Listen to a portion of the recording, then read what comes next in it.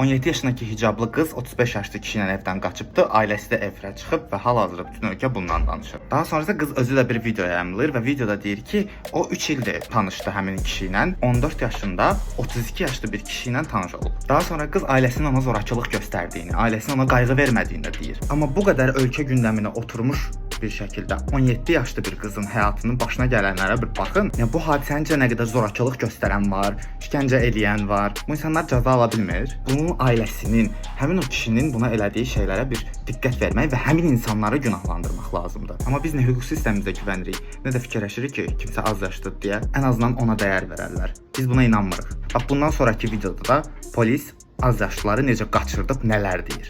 Anam zəng edib, narkotik qalxmaq istəyir. Kafanı 5 dəfə. Bizim 18 yaşında Var yoxdur.